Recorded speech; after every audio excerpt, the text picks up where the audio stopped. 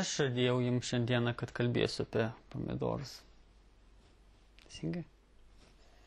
Žiūrėkit, aš padariau tokį ypatingą dalyką. Matote taškelį tenai? Deividas pasakytų, kad tai erkė. Nes jisai buvo miške ir matė kažką panašus. Ką jūs matot?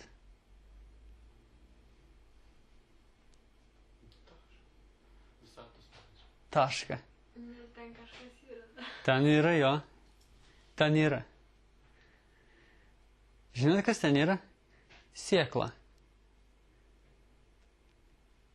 Bet jums neina net žiūrėti, ne? O žinot, aš jums pasakysiu, ten yra maždaug, galbūt daugiau negu metro aukščio, žalios spalvos krūmas, ant kurio auga pomidorai. Pasakykite, eina žiūrėti? Sunkiai. Sunkiai? Gerai, jūs nematot pomidoro, jūs nematot krūmo. Dabar aš turiu klausimą. Kai jūs žiūrite šalia sėdinti, pažiūrėkite šalia sėdinti, ką jūs matot? Didelė nosį akis. Ar jūs matote tenai Dievo vaiką, kuris turi be galo didelę valdžią, nes jo viduje gyvena žodis, kuris turi be galo didelę jėgą keisti daugybę dalykų, nes Dievas jį įgalina, Dievas jį veda. Ar jūs matote tai? Aha. Gerai. Pasakykit, ką jūs matote. Ar jūs matote krūmą šičia? Ne? Jūs matote mažą taškelį, kur net abejonė, ar kas čia yra, ne?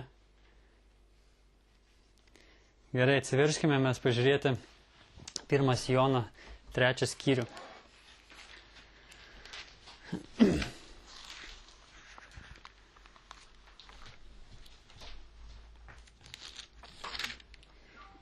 Pirmas Jono 3 skyrių.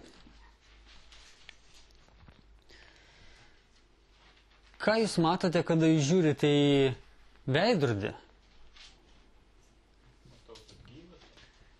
Kad ir kažkoks mėsos gabalas stovi, ne, priešais veidrodį. Ir bando įsivaizduoti, ką jis mato. Teisingai? Ar jūs žavitės, kada jūs matote tą mėsos gabalą priešais veidrodį? Kaip pasišiaušęs, ne šukuosena matoma, ne? Akis matom, ausis matom. Mimiką matom, kokią parodom. Bet iš tikrųjų, ar mes esam pašaukti tai matyti? Ne. Bet ar mes tai būtent dažniausiai matom? Ne? Ką jūs matote šičia? Jūs sakote, man nereikia apsimetinėti, čia taškelis. Bet come on, taip kaip iš tikrųjų sakoma, ne? Taškelis. Koks čia daržalės 1,5 metro krūmas? Čia taškelis. Ar ne?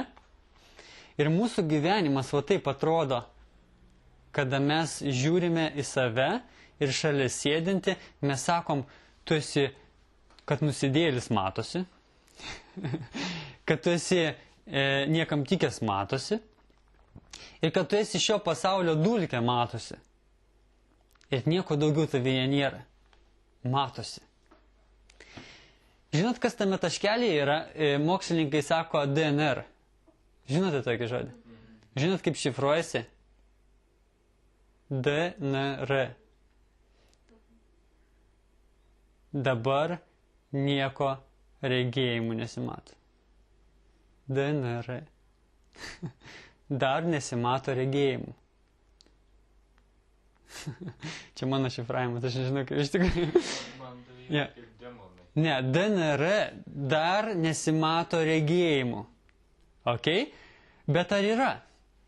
Ar yra tenai tas krūmas? Ir mes žinom, kad DNR, aš jau susimaišiau, kad DNR tai yra galingas dalykas. Ten yra be galo daug informacijos, kiekvieno krūmo ląstelė ten parašyta. Ar ne? Reikia tik tai pasodinti ir sujungti su kai kuo. Sujungti su žeme ir sujungti su vandeniu. Ar ne? Ir viskas sprogsta ir atsiranda. Ir mūsų viduje, žiūrėkit, 1 Jono 3 skyrius 1 eilutė. Žiūrėkite, kokią meilę apdovanoja mus tėvas. Mes vadinamės Dievo vaikai ir esame. Kas iš jūsų mato tai? Mes vadinamės Dievo vaikai ir esame. Žiūrėkite, šitą seklykę vadinasi krūmų, 1 Jono 3 skyrius. Šitą seklykę vadinasi pomidorų sėkla. Ar jūs matote pomidorą šičia? Ar jūs matote krūmą, ant kurio jis auga?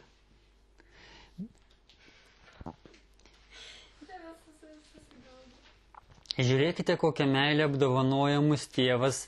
Mes vadinamės Dievo vaikai ir esame. Pasaulis nepažįsta mūsų, nes ir jo nepažino. Mylimieji, dabar mes esame Dievo vaikai, bet dar nepasirodė, kas būsime. Antra eilutė. Mylimieji, dabar mes esame Dievo vaikai, bet dar nepasirodė, kas būsime. Šičia yra pomidorų, daugybė nuostabių pomidorų, va čia, va toj seklykiai. Suprantate? Bet dar nepasirodė. Bet jie yra. Šičia sako, žiūrėkite, kokią meilę apdovanoja mūsų tėvas, mes vadinamės. Tai vadinasi pomidorai. Ir krūmas. Ane? Mes vadinamės Dievo vaikai ir esame. Pasaulis nepažino mūsų, nes ir jo nepažino. Mylimieji, dabar mes esame Dievo vaikai, bet dar nepasirodė, kas būsime. Mes žinome, kad kai jis pasirodys, būsime panašus į jį, nes matysime jį tokį, koks jis yra. Mes kalbėsime šiandien apie mūsų savęs įvaizdį. Žinot, kas tai yra? Geras savęs įvaizdis, blogas savęs įvaizdis. Ką mes apie save galvojame? Gerai, kritiškai, ar kaip mes galvojam? Ar grūzinam save, ar įsivaizduojam, kad esam kažkokie tai, ar mes iš viso žinom, kokie mes esam? Ok, mes apie tai kalbėsim. Atsiverskim Kolosiečiam 2 skyrių.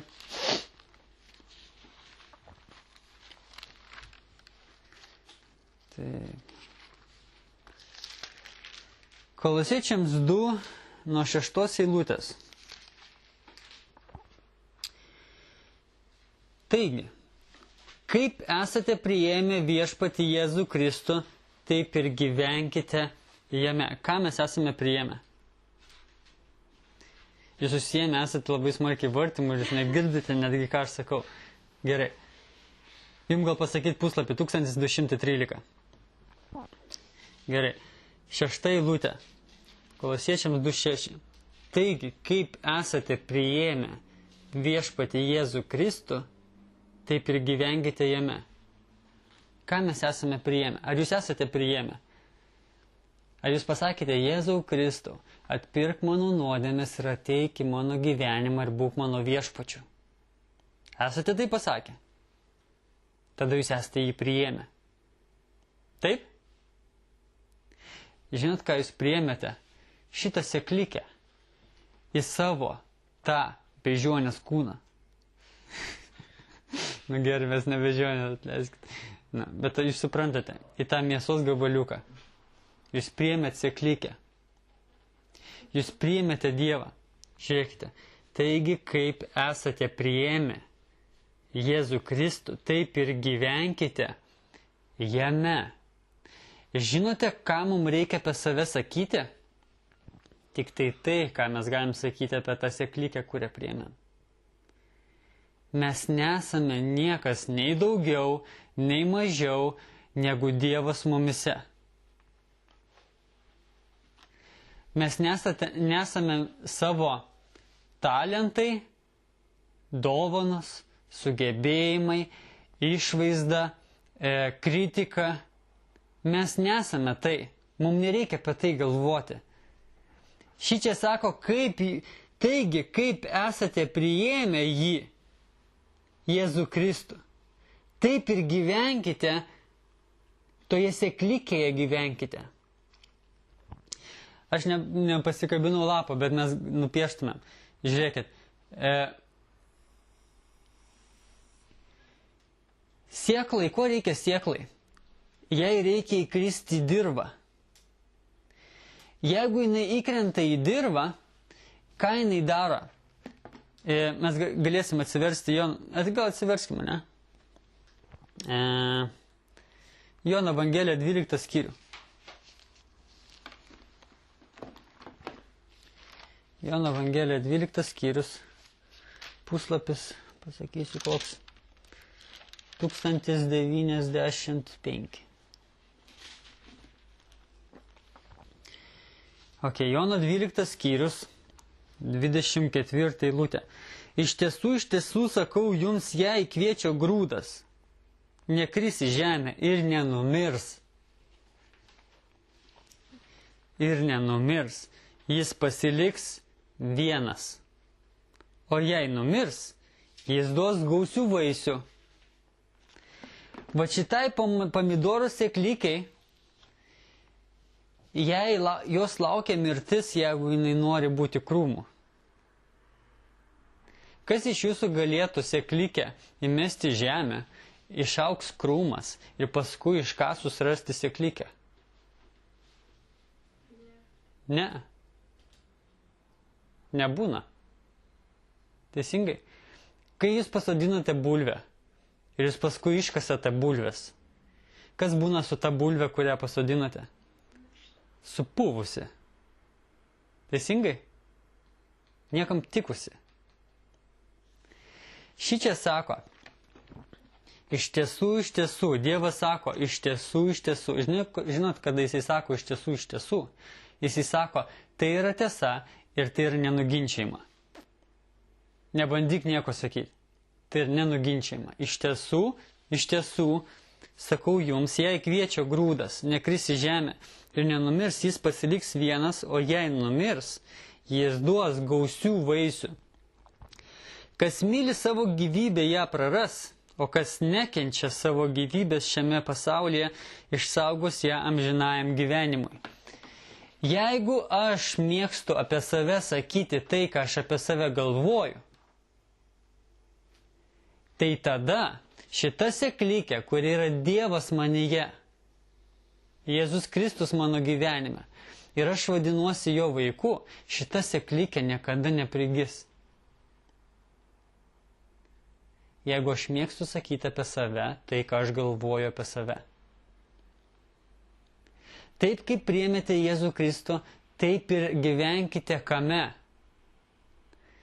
Žiūrėkite, šita sėklykė turi įkristi į Dievo žodžio dirvą. Į žemę.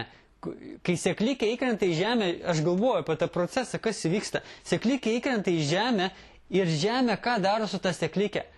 Ar tai, ką sėklykė nori, ar tai, ką žemė nori? Jeigu žemė būna bloga, ar pridygsta sėklykė? Nepridygsta. Reiškia, ką žemė nori, tą daro su ta sėklykė. Ar ne? Mums, atgimusiems iš aukšto, Dievo vaikams, mums reikia įkristi į Dievo žemę. Nei bet kokią žemę. Mums netinka gimti iš aukšto, būti Dievo vaiku ir įkristi į televizorių. Suprantate? Nes televizorius nėra Dievo vaiko žemė. Mums netinka gimti iš aukšto, būti Dievo vaiku ir įkristi į pliotkus. Arba įkristi į verslą. Arba įkristi į karjerą. Tenai nėra Dievo vaiko žemė. Dievo vaiko žemė yra Biblija. Įkristi į Bibliją. Ir jeigu aš neįkrisiu į Bibliją, ar aš pridygsiu? Nepridygsiu. Aš neišleisiu šaknų. Nes ta žemė, kurioje aš esu, jinai mane maitins arba nemaitins. Ir jeigu aš esu Dievo vaikas, man reikia Dievo žodžio žemės. Kitaip aš neišauksiu. Jeigu jūs norite būti kaip ta sėklykė, pomidoro krūmas ir nešti pomidorų vaisių, jums reikia įkristi į tą žemę, kuri tinkama yra tai sėklai.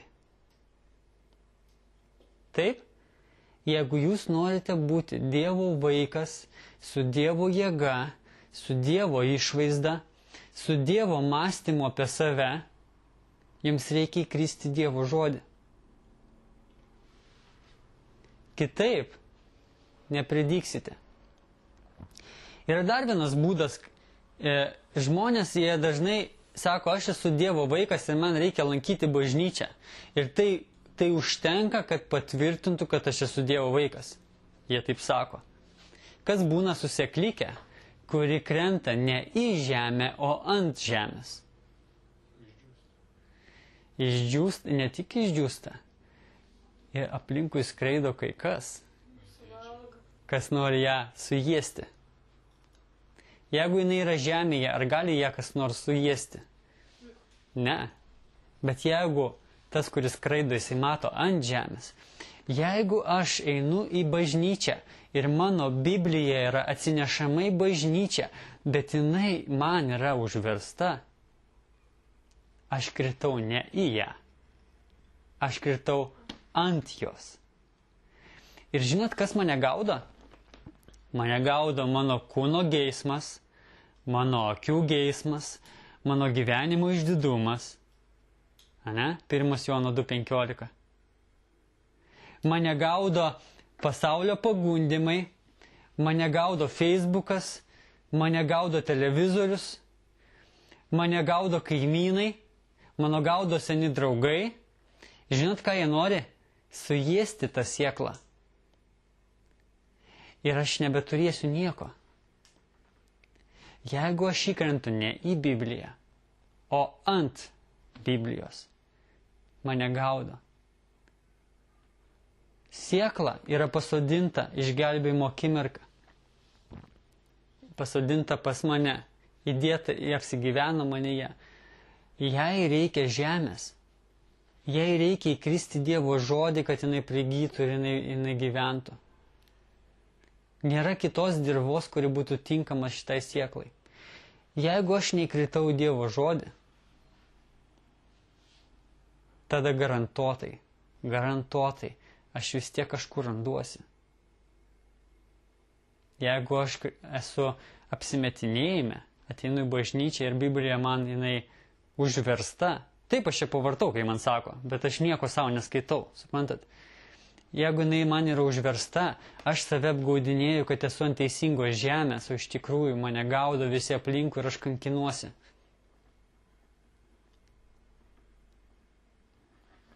Ok, šitas punktas užteks.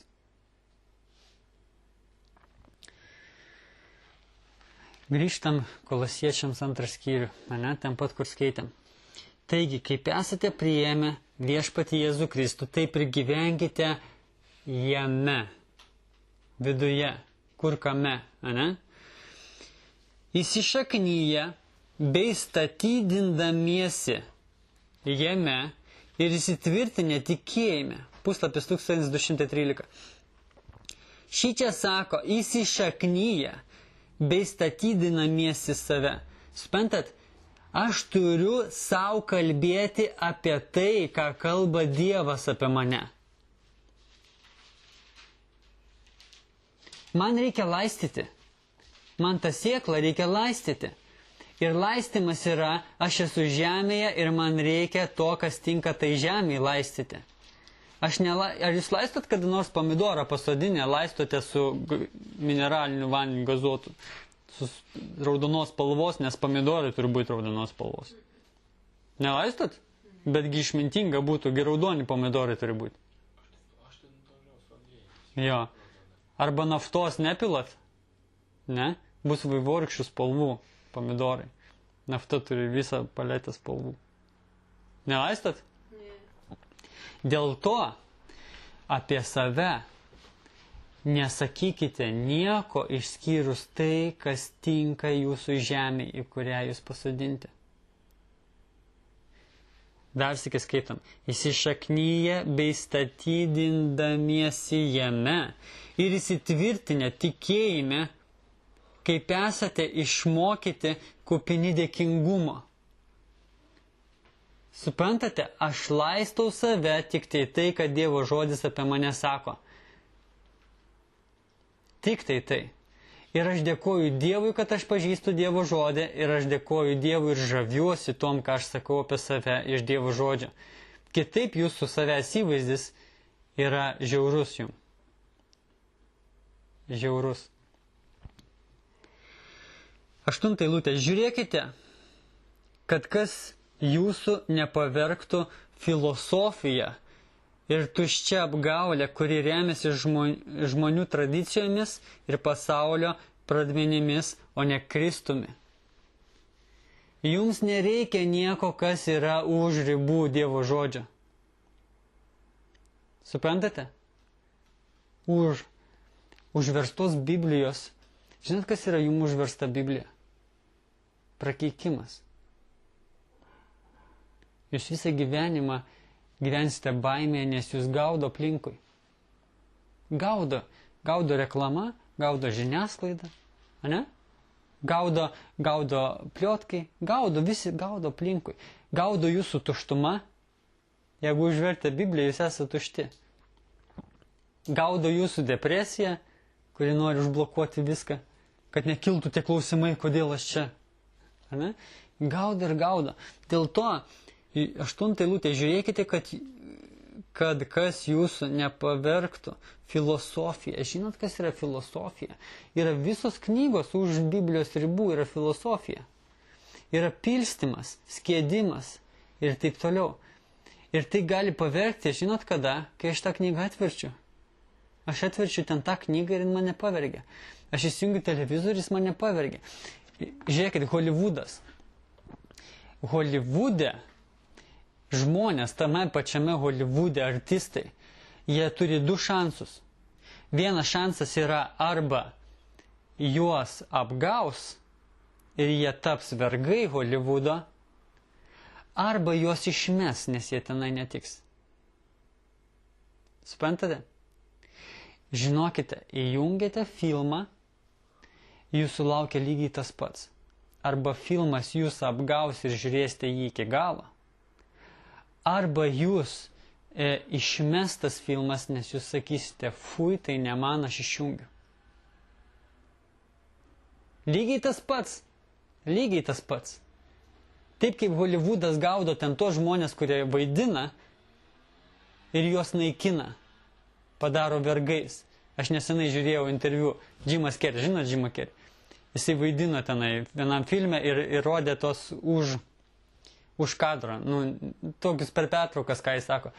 Jis į kamerą tiesiai šviesiai sako, man toks jausmas, kad aš gyvenu ne savo gyvenimą. Žinot, ką jis sako? Jis tiesą sako, jis gyvena ne savo gyvenimą. Arba tu gyvenk ne savo gyvenimą, arba mes tave išmesim. Ir mes, žiūrėdami televizorių, mes gyvenam ne savo gyvenimą, jeigu mes jo neišjungiam. Nes jisai diktuoja mums sąlygas. O ne, man tik ne man. Jo, tik ne tau. Tai kodėl tu depresijoje, taip pat kaip ten tie artistai išėję už scenos ribų yra depresijoje. Ne, kaip Šapranauskas. Pasikorė, kodėl. Viską žmogus turėjo, todėl kad depresija irgi turėjo. Bagažė eina kartu depresija. Ir interviu tenais Šapranausku buvo, sako, ką jūs galvojate apie jūsų, darbo pobūdį. Sako, žinai, kad artistas yra antras po paleistuvės. Paleistuvė daro viską, ką jai pasako, jos užsakovas. Artistas daro viską, ką pasako jo scenarijaus autorius. Sako, tik tiek, kad paleistuvė geriau apmokamas darbas nei mano. Suprantat, ir mes tą patį irgi vergaujam, nori, nenori. Gerai, mes nueinam šoną dabar. Ok. 2 Korintiečiams 5 skyrius. 2 Korintiečiams 5 skyrius. 1189 puslapis. 16 eilutė. Todėl nuo šiol mes nei vieno nebepažįstame pagal kūną. Ką jums šitą eilutę sako? Todėl nuo šiol mes nei vieno nebepažįstame pagal kūną. Žinot ką? Mes ką tik skaitėm Kolosiečiams, 2 skyriui. Tenai sako, mes save statydiname, įsišaknyjame, kame? Toje seklikėje. Kristus atėjo į mus ir mes gyvename seklikėje toje. Šičia sako, kad aš žiūriu į tave ir aš noriu matyti tik tai Kristų tavyje. Man įdomu tu. Man įdomu Kristus tavyje. Man įdomu ta seklikė tavyje. Ir aš noriu laistyti seklikę tavyje. Aš nenoriu laistyti tavo gabumų, dovanų, sugebėjimų, grožio, išvaizdos ir taip toliau. Nes tenai tu irgi nori ją laistyti. Tu nenori būti tas supuvęs žmogelis, į bežionę panašus, tik mažiau gaurų turintis. Teisingai? Todėl nuo šiol mes nei vieno nebepažįstame pagal kūną. Aš nenoriu pažinti tavęs už tos seklikės ribų. Ir aš nenoriu pažinti savęs už seklikės ribų. Žiūrėkit, aš atsikeliu ryte, žiūriu veidrodį ir aš sakau, pasišiaušęs, ištinęs, iš burnos smirda ir visa tai man nerūpi. Dabar aš kalbėsiu taip, kaip man rūpi. Atsikėlė Dievo vaikas, Dievo vedamas, Dievo įkvėptas. Ir šiandieną jisai žavėsi savo gyvenimu. Džiugaus, kaip šiandien pasakė Renata, pasišokinėdamas eisi bažnyčią, ne? Ir aš pasišokinėdamas eisiu iš savo lovos, išlipsiu pirmadienį. Ir pasišokinėdamas eisiu per savo dieną, nes žavėsiuosi juo. Ir pasišokinėdamas eisiu paskui miegoti su dėkinga širdimi, kad šiandieną Dievas mane vedė. Suprantate? Ir viskas buvo apie tą seklikę. Ne apie mano celiulitus. Ir ne apie mano nuplyšusius nagus, ne? Arba mano prakiurus padangą dviratį. Norėjau sakyti mašiną, bet tave atsiminiau. Ja. Suprantate? Ne tai esmė. Jeigu mes žymiai daugiau galvojame apie kitką, tai mes jį tą kitką ir maitinam. Ir mes tampame tos kitkas. Suprantate? Dėl to, ką jūs žiūrite, kai jūs žiūrite pat šalia sėdinti, ką jūs matote? Jeigu jūs matote ne Dievą jame, žiūrėkit, todėl nuo šiol mes nei vieno nebepažįstame pagal kūną. Jeigu jūs matote ne Dievą jame, jūs turite rimtų problemų, nes greičiausiai ir savyje Dievo nematote. Nes greičiausiai su Dievu yra problemos. Jums yra problemos. Greičiausiai jums reikėtų eiti pas Dievą, atsiklaupti ant kelių ir sakyti, Dieve, aš esu aklas, aš nematau tai, kas iš tikrųjų yra.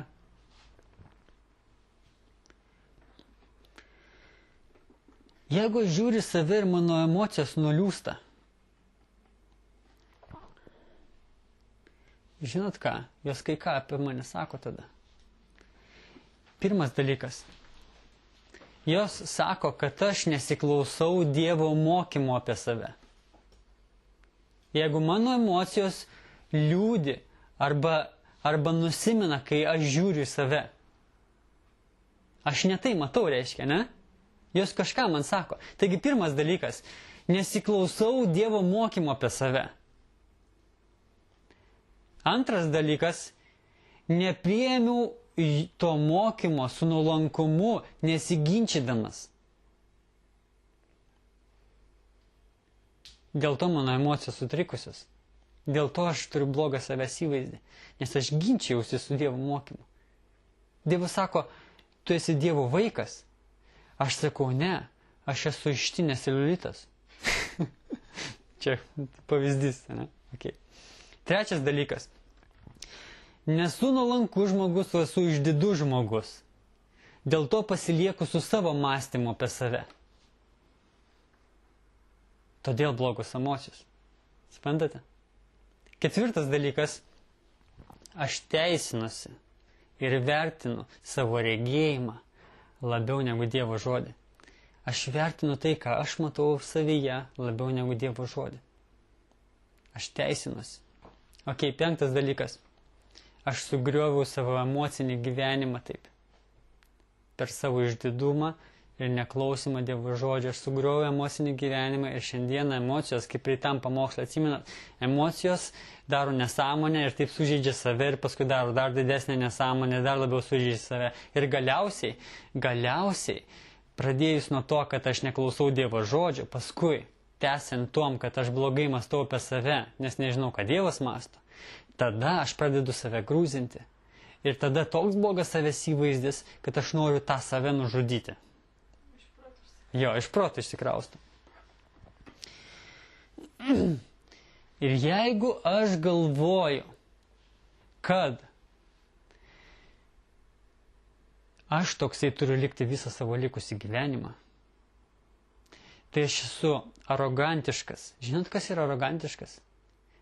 Arogantiškas yra tas, kuris galvoja, kad yra protingesnis už Dievą. Aš esu arogantiškas, durnas. Žinot, Biblijoje yra toks žodis – durnas. Esu išdidus. Ir kad aš save pats metu į tą duobę. Jeigu aš galvoju, kad aš toks turiu likti visą savo likusį gyvenimą ir kad Dievas nėra visagalis mane pakelti. Rimta problema, ar ne? O kokia yra išeitis? Išeitis yra būti pripildytų šventosios dvasios visada. Dabar, vakare, ir rytoj, ir už savaitės, ir už mėnesio. Suprantate? Ką reiškia, žinot, Efeziečiams 5:18 sako, būkite pripildyti ne vynu, o šventąja dvasia. Ką reiškia būti pripildytų šventąja dvasia? Ar žinot? Čia pabaigai. Ar žinot, kas yra būti pripildytų šventąja dvasia? O dabar sakau, būk pripildyta šventąja dvasia, ką tu darai? Nu, ką tau reikia daryti? Skaityti Bibliją. O gal tu ten būsi pripildytas eilučių pažinimo? O kaip būti pripildytų šventąja dvasia?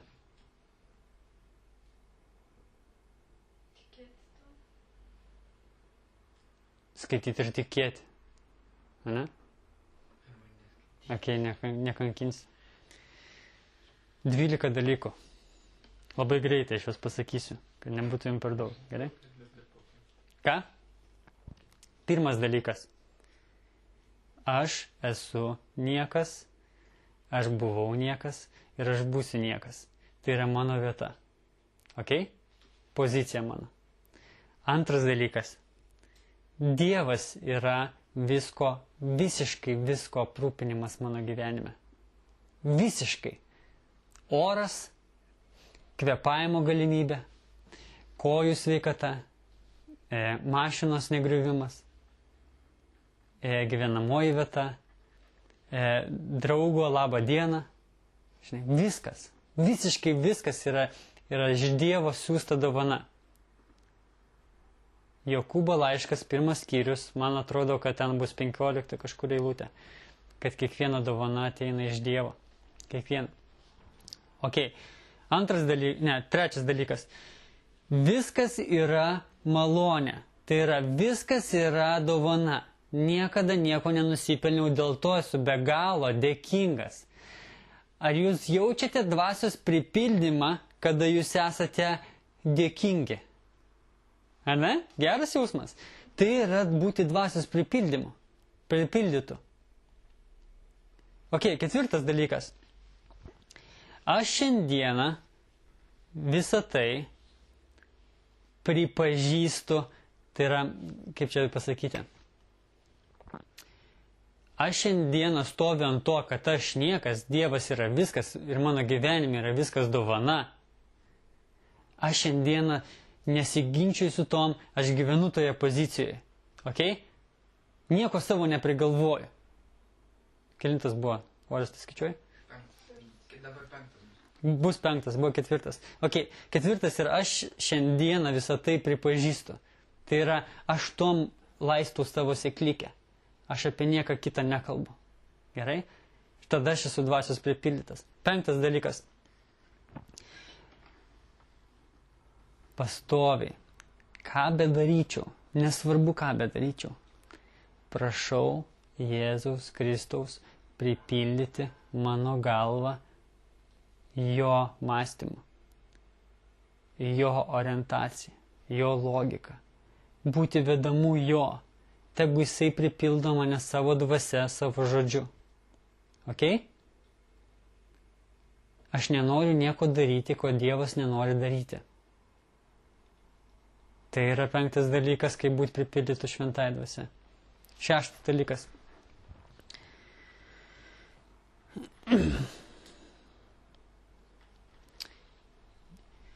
Disciplinuoju save, kad nedaryčiau nieko, ką Dievo žodis nesako.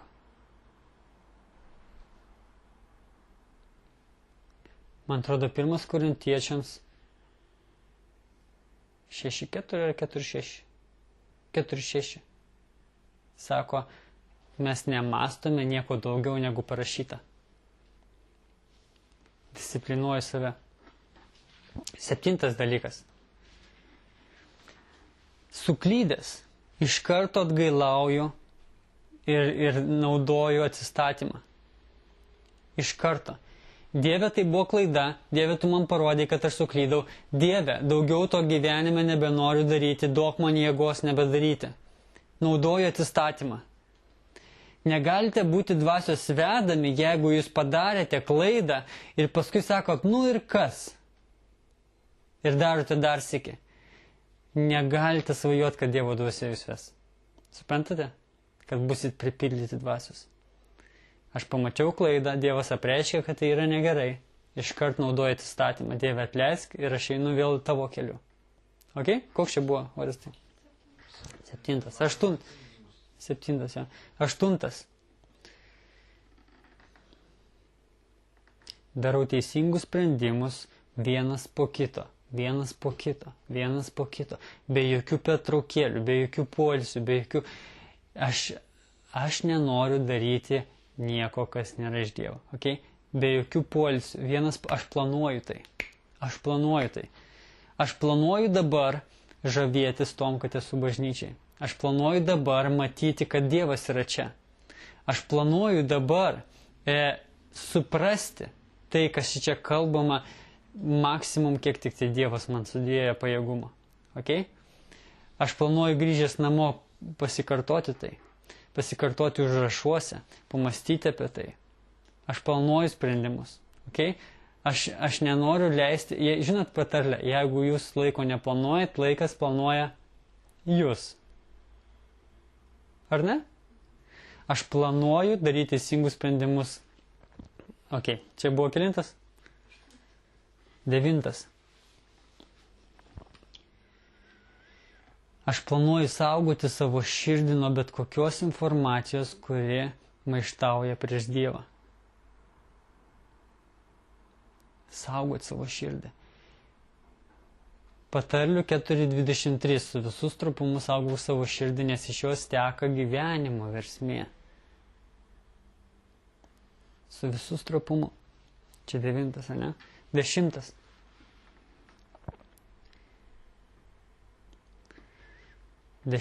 Aš planuoju būti prieinamas Dievo žodžiui ir daryti tai, ką Dievas šiandien veda mane daryti. Ne tai, ką aš noriu daryti, ne tai, ką aš mėgstu daryti, bet jeigu Dievo žodis pasakė, tarkim, padrasinti, aš pasiemu telefoną, aš skambinu, aš planuoju susitikti, aš planuoju padrasinti, aš galvoju, kad Efeziečiams 4.29, man atrodo, ar 28. Tenai sako, tegu joks bjaurus žodis neišeina iš jūsų lūpų, bet tik tai, kas drąsina. Efeziečiams 4.29. Kas drąsina, kas ugdo, kas suteikia malonę. Aš planuoju tai daryti. Dievas mane veda šiandieną nekalbėti nieko, kas neugdo. Ir aš planuoju tai daryti. Kelintas čia buvo? 10. Geras. Jūs jaučiatės kaip Biblijos institute?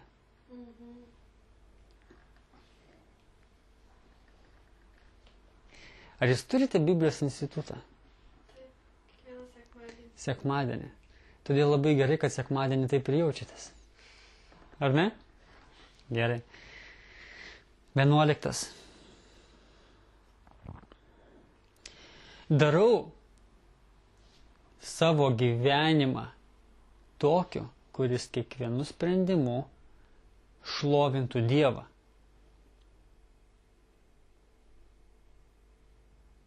Suprantate? Ne aš pats tampu geras, bet man padėka auga Dievui. Aš pasielgiu teisingai, bet ne aš tapau geresnis.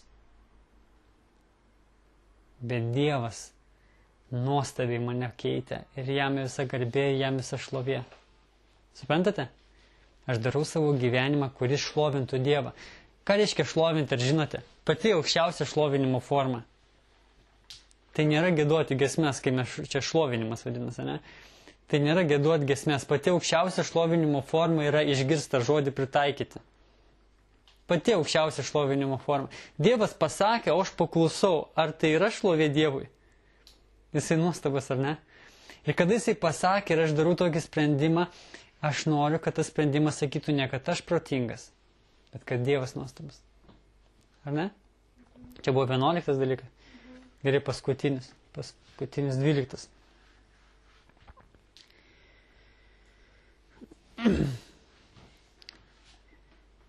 Aš atsikėliau ryte. Kur aš atsikėliau? Aš atsikėliau Daukanto gatvėje. Aš atsikėliau Klaipėdai. Ar ne? Dievas man davė atsikelti šičia. Aš atsikėliau šeimoje, kurioje yra kiek jau žmonių? 6 žmonės. Žinai ką? Dievas davė man šiandien atsikelti dėl tos priežasties, kad Jisai per savo žodį ir per mane paveiktų aplinką. Tai kalba apie investavimą, apie mylėjimą, apie evangelizavimą, apie galvojimą, Dieve, ką tu nori per mane šiandien padaryti, kas būtų ne apie mane. Suprantate? Jeigu trumpai sakant šitą punktą, Dievas davė man atsikelti. Kodėl? Okay? Žinote, patį pirmą mėnesį, kai aš įtikėjau, kas įvyko. Aš atėjau bažnyčią, aš galvoju, o, neblogas dalykas. Ir patį pirmą mėnesį aš pakliuvau į avariją, kur aš turėjau žūti. Mašina ant stogo vartėsi, tenai skrido, leidosi giliai į kanalą tokį, stulpus nutrankė ir taip toliau, ir mes dviese buvom. Ir abudu išlipom sveiki visiškai. Ir išlipom mes iš kanalo, iš tešlyno ten tokio. Išlipom ir aišku, pradžioje šokas ir žvengėmės iš tos mašinos, bet paskui aš stoviu ir galvoju. Ką tik išgirdau Evangeliją nesenai. 1 mėnesį. Aš sakau, Dieve, tu mane palikai gyvą? Nėra bejonių, tu mane palikai gyvą. Ir aš žinau vieną dalyką. Tu turi smulkiai surašęs planą mano gyvenimui. Dėl to palikai gyvą, kad tas planas dar neįvyko. Ir man įdomu dabar tik vienas dalykas. Ką tu nori, kad aš daryčiau? Koks yra tavo planas? Koks yra sekantis tavo veiksmas? Ką tu nori, kad aš žengčiau žingsnį? Kur? Dabar. Ką tu nori, kad aš daryčiau? Tai buvo prieš 13 metų. Šiandieną aš turiu vieną klausimą. Dieve, koks yra tavo plane sekantis mano žingsnis? Kaip pašlovinti tave? Kaip paveikti aplinką tavo žodžiu, tavo dvasia? Kaip būti pripildytų šventosios dvasios, kad nedaryti nieko, kas nereikalinga? Aš noriu būti pripildytų šventosios dvasios. Tai buvo prieš 13 metų. Tai buvo visus 13 metų. Ir tai yra šiandieną. Ir jeigu aš nustosiu to klausimą savęs klausti, aš nustosiu būti pripildytas šventosios dvasios, aš pradėsiu gyventi apie save. O gyvenimas apie save yra negyvenimas. Ten viskas sugriūna į krūvą. Šita seklikė, jinai nebesimato. Yra tik tai beždžionėms su mažiau gūrų. Suprantat? Bet aš esu Dievo vaikas. Ir šita seklikė mano viduje, jinai tenai yra. Jinai turi savo DNR. DNR reikia palaistyti ir DNR reikia į žemę patalpinti, į Dievo žodį. Ir tada atsiras krūmas, kuris neš vaisių. Suprantate? Tai neš vaisių. Ir aš noriu būti tas krūmas, kuris neša vaisių. Aš pavargau būti beždžionė. Beždžionės netgi, kai kuriais atžvilgiais yra geriau negu žmonės šiais laikais. Sako gyvūnai, jie turi alkį. O žmonės turi 2 dalykus. Jie turi alkį ir geismą valgyti. Dėl to žmonės persivalgo ir save kankina. O beždžionės tik tai tada, kai alkanos, tada valgo. Suprantate?